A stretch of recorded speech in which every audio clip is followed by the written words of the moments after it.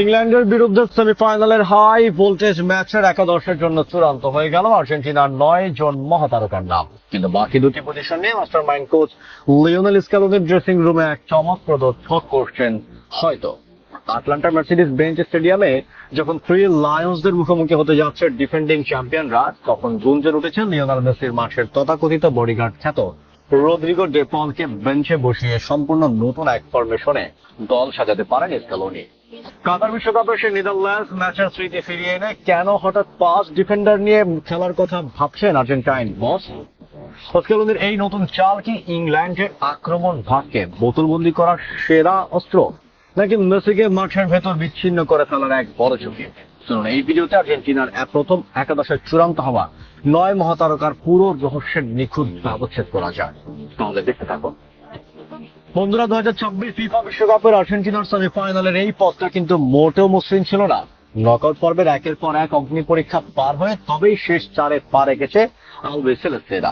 শেষ 32-এর ম্যাচে কেপ ভার্দেকে হারাতে তাদের অতিরিক্ত সময় লেগেছিল। শেষ 16 ম্যাচে মিশরের বিপক্ষে রূপকথার মতো শেষ মুহূর্তে প্রত্যাবর্তনে জিততে হয়েছে, আর কোয়ার্টার ফাইনালে সুইজারল্যান্ডের টপকাতেও খেলতে হয়েছে অতিরিক্ত সময়। তবে প্রতিটি কঠিন পরিস্থিতিতে দলকে সাজাতে যেভাবে ঘুরে দাঁড়িয়েছেন তা খেলোয়াড়দের আত্মবিশ্বাস বাড়িয়ে দিয়েছে বহুগুণ।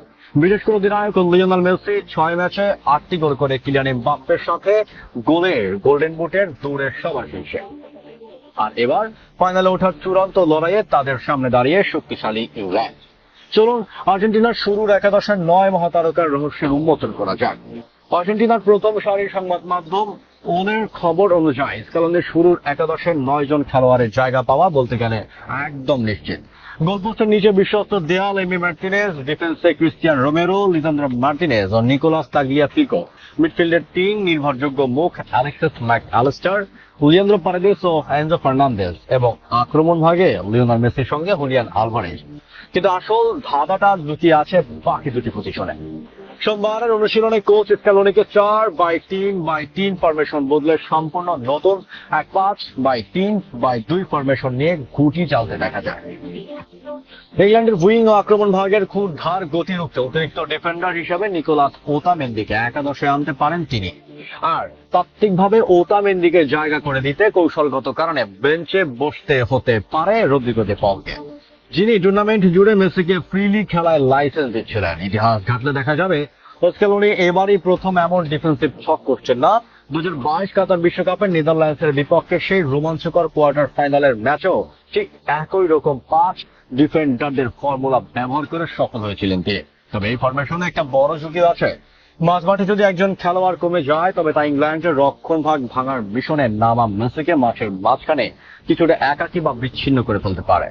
স্ক্যালোনির শেষ মুহূর্তের মূল দ্বিধা এটাই, তিনি কি আরো 2 জন ডিফেন্ডার নামিয়ে রক্ষণ ভাগ নিরেট করবেন, নাকি মিডফিল্ডে চতুর্থ কোনো খেলোয়াড়কে রেখে আক্রমণ সচল রাখবেন? তো বন্ধুরা, ইংল্যান্ডের শক্তিশালী দলের বিপক্ষে রদ্রিগো ডে পলকে বসিয়ে 5-3-2 ফরমেশনে 5 ডিফেন্ডার নিয়ে খেলায় স্ক্যালোনির এই সম্ভাব্য মাস্টার প্ল্যানকে আপনারা কিভাবে দেখছেন?